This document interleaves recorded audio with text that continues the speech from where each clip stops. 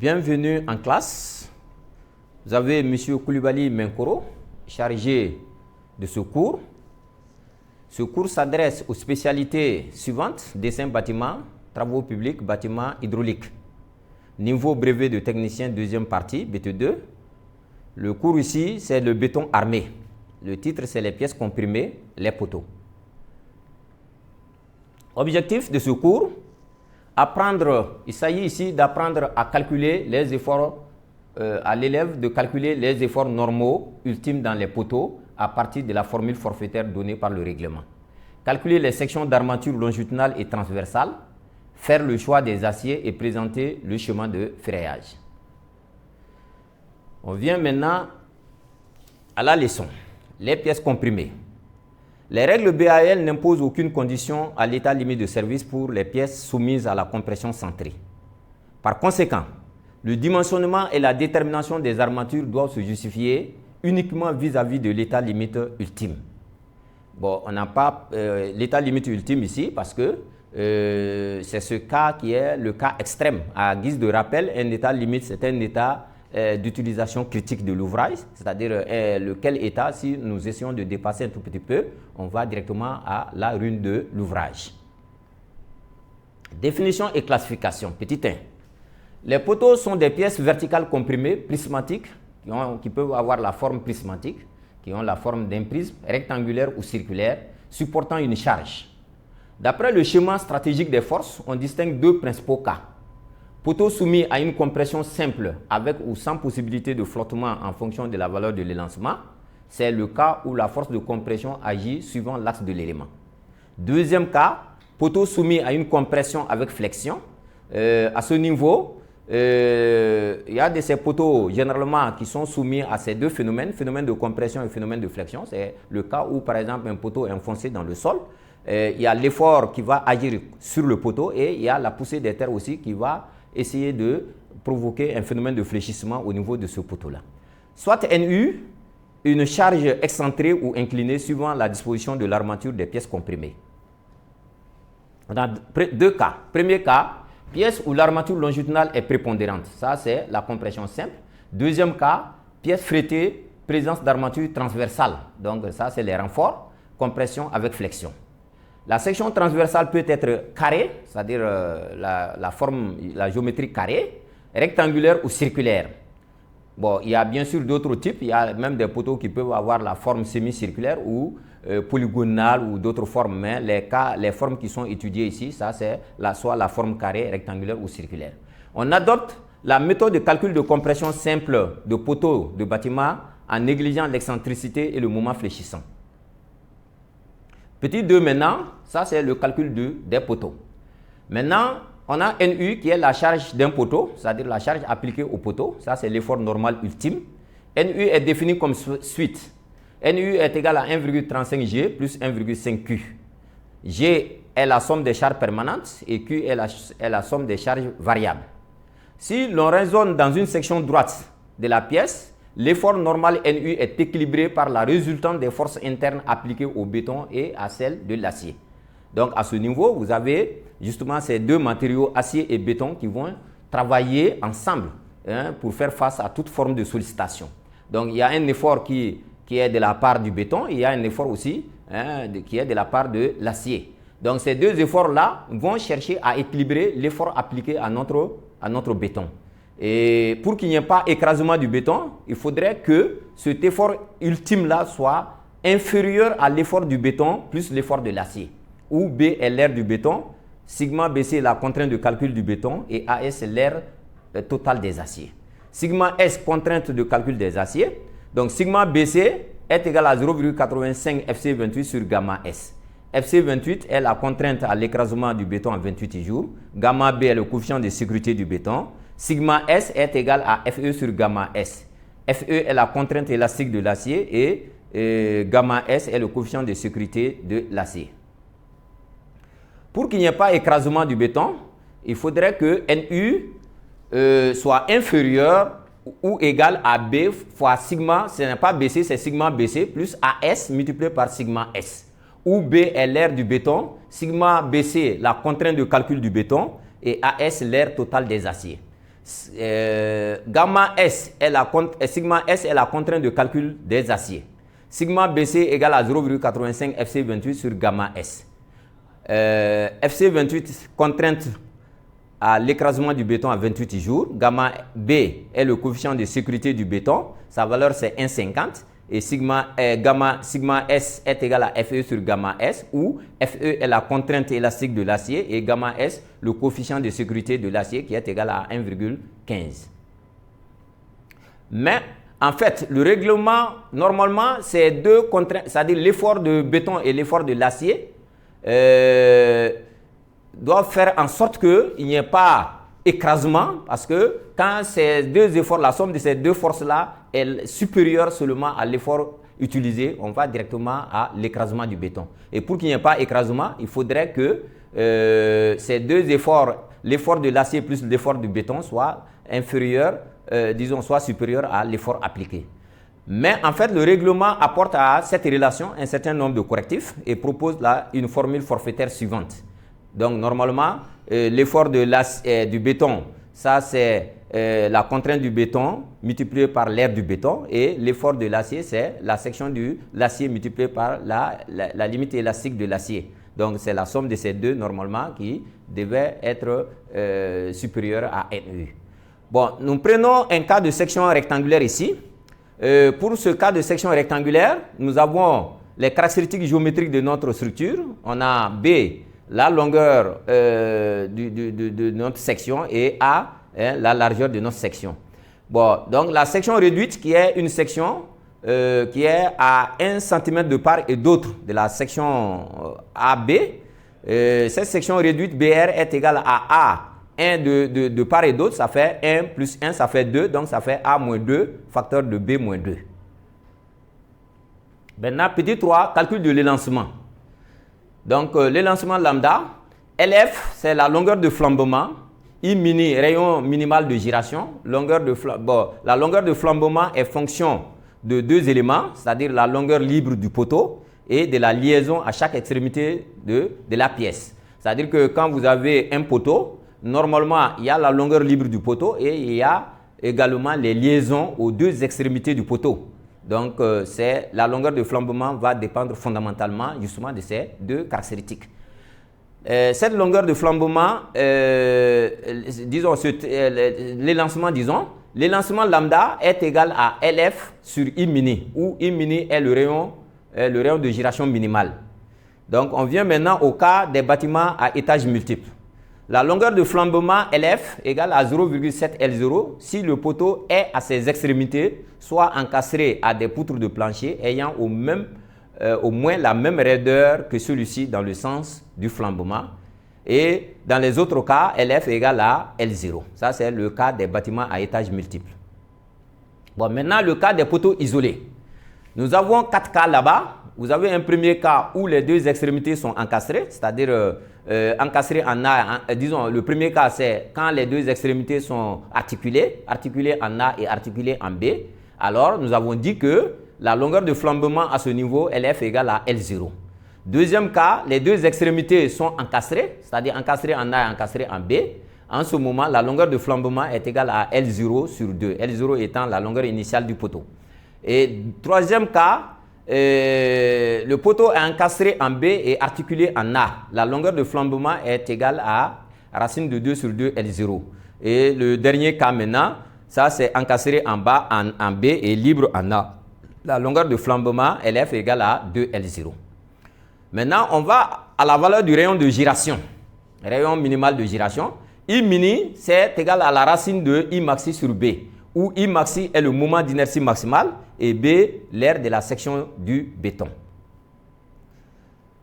Bon, maintenant, pour une section rectangulaire, I maxi est égal à BA au cube sur 12.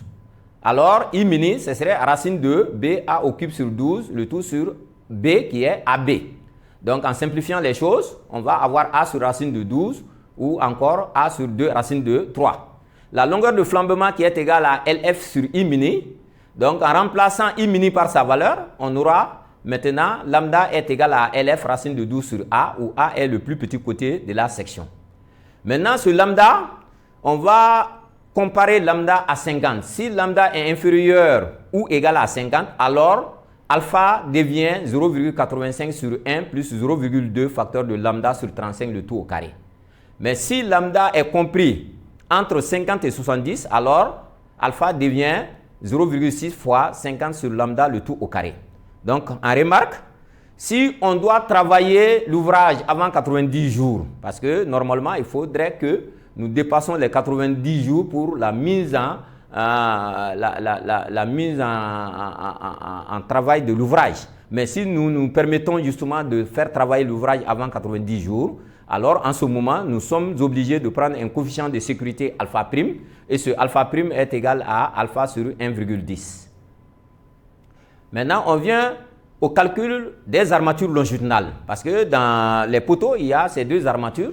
Il y a l'armature longitudinale et l'armature transversale, parce que les armatures longitudinales ne suffisent pas pour contrecarrer l'effet de flambement. Donc, il faut les armatures transversales aussi pour que le flambement il puisse un peu empêcher le flambement dans son sens. Calcul des armatures longitudinales. Pour la résistance du poteau, on va chercher AS. Donc, on avait déjà la formule de NU qui était inférieure ou égale à BR FC 28 sur 0,9 gamma B. Bon, donc de cette formule NU facteur de, qui est égal, disons, inférieur ou égal à alpha facteur de BR FC 28 sur 0,9 gamma B plus AS FE sur gamma S. De cette formule, nous allons tirer la valeur de AS. Donc ça va nous donner AS supérieur ou égal à NU sur alpha moins BR FC 28 sur 0,9 gamma B, le tout facteur de gamma S sur FE. Calcul maintenant, dans ces sections maintenant, il y aura des sections minimales et des sections maximales.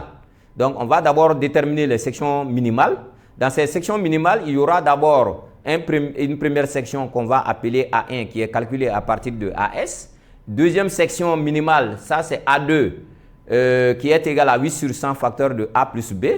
Et troisième section, c'est 0,2 sur 100 facteur de A fois B. C'est A fois B, c'est la multiplication. Maintenant, pour la section maximale, maintenant, on aura A4 qui est inférieur ou égal à 5 sur 100, A fois B. Donc, c'est cette section qu'il ne faut pas dépasser. La section rectangulaire serait choisie telle que le grand A, ce n'est pas petit a, le grand A est supérieur ou égal au maximum de A1, A2, A3.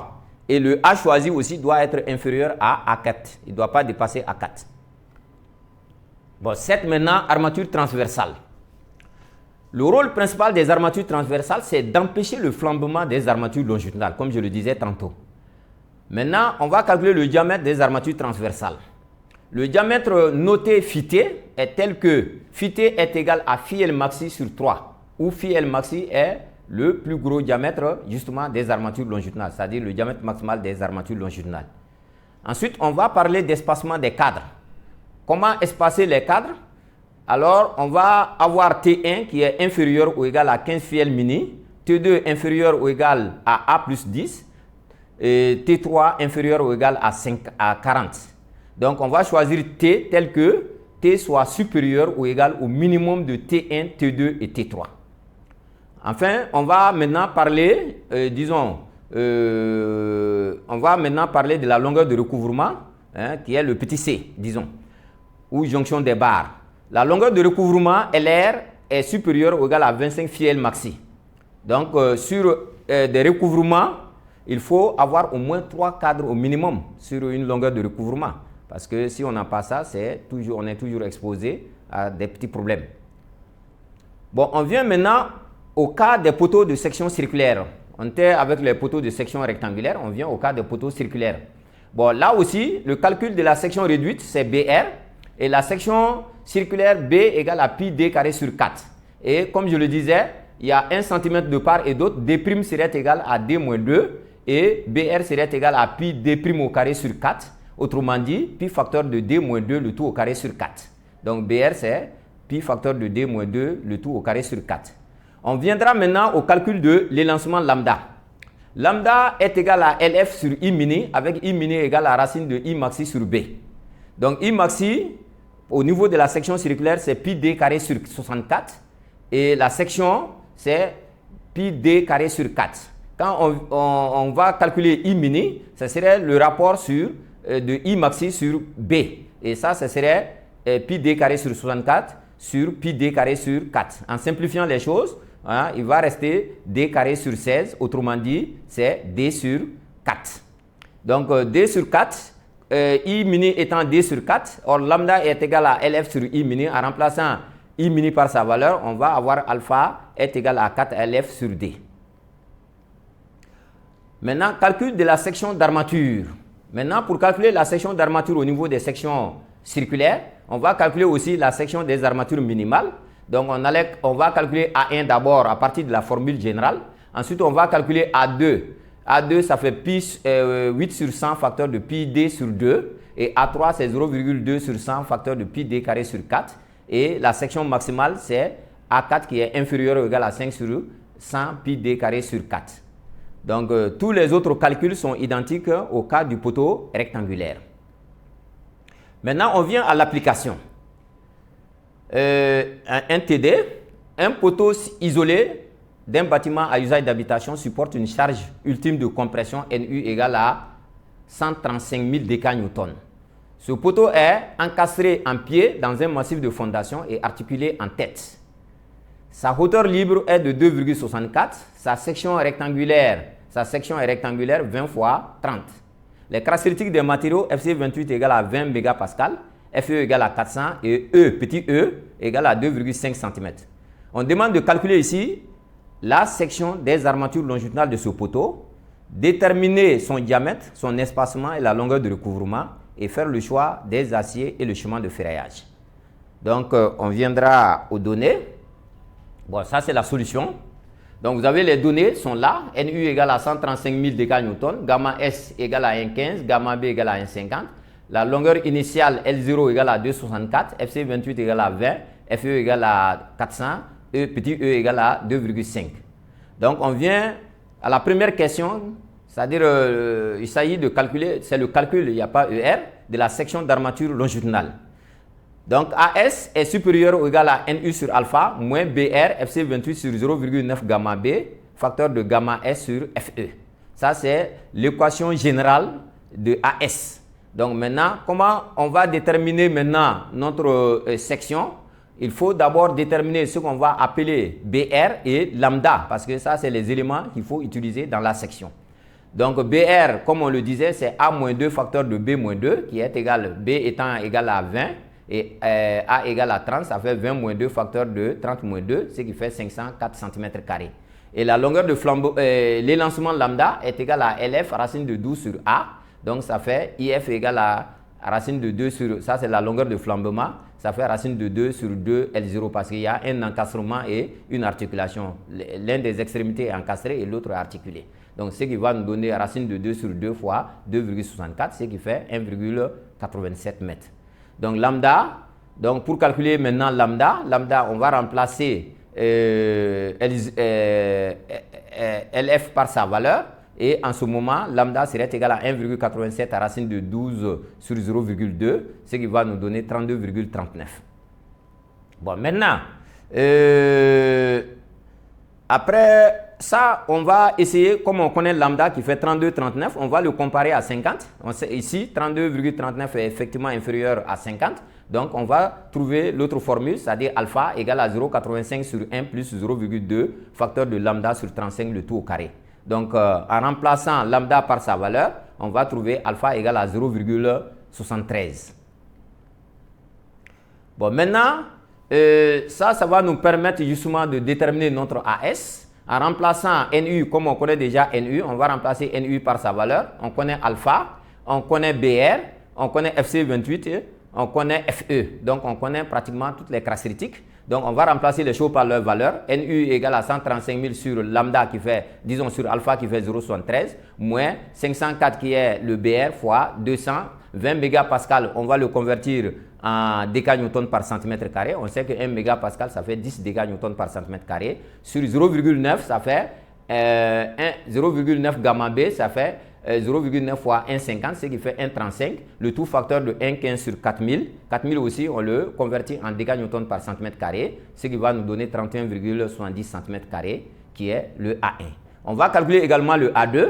A2 est supérieur ou égal à 8 sur 100 facteur de A plus B, ça fait 8 sur 100, 20 plus 10, disons 20 plus 30, ça fait 4 cm². Et A3, ça fait 0,2 sur 100, A fois B, ça fait 0,2 sur 100, 20 fois 30, ce qui fait 1,2 cm². Et AA4 est inférieur ou égal à A fois B, ça fait 5 sur 100 fois 20 fois 30, ce qui fait 30 cm². Donc, on a dit qu'on doit choisir A tel que A soit égal au minimum de A1, A2, A3. Donc, A1, ça fait 31,70, A2 égale à 4 et A3 égale à 1,2 cm². Et ce choix aussi doit être inférieur à 30 cm². Donc, là,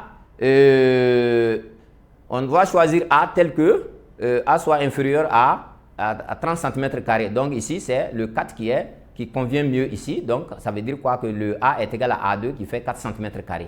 Donc on va faire maintenant le choix. Le choix ici, quand nous avons le choix se fait par l'intermédiaire d'un tableau qu'on donne à tous les élèves. Donc ce tableau-là, il y a les sections, il y a, comment on appelle, les diamètres, il y a les nombres, le poids par mètre linéaire, etc., etc. Donc si on consulte ce tableau, alors ça nous donne aisément le choix qui fait 4HA12 qui fait 4,52, hein, qui est là, largement qui est supérieur à 4 tout court, 4 cm tout court. Donc le choix c'est 4HA12 ici. Donc on vient maintenant au diamètre des aciers.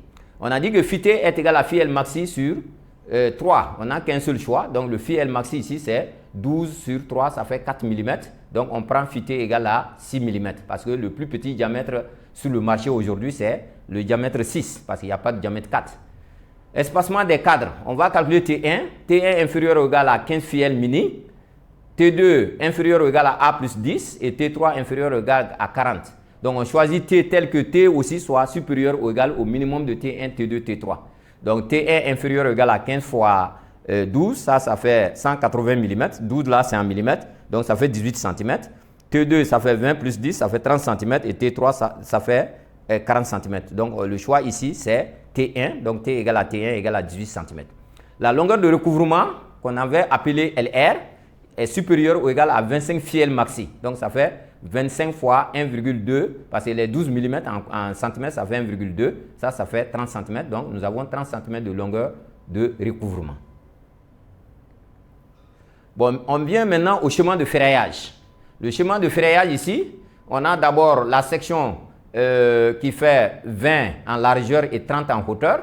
Donc, vous aviez la dimension, ça faisait 20. Donc, si on enlève l'enrobage, ça c'est généralement la couche de béton qui empêche le béton d'être exposé aux intempéries. Donc, c'est ça, une couche de protection de l'acier. Donc, l'enrobage fait 2,50 de part et d'autre. Donc, si on enlève 2,50 de 20, il va rester 15. Et de l'autre côté aussi, c'est 30. Si on enlève 2,50, il va rester 25. Donc là, ça c'est comment il faut présenter le schéma. Donc nous avons deux HA 12 en haut et deux HA 12 en bas. Et le cadre c'était en HA 6. Donc là, ça c'est en fait comment il faut représenter un chemin de ferraillage justement d'un poteau. Donc je vous remercie.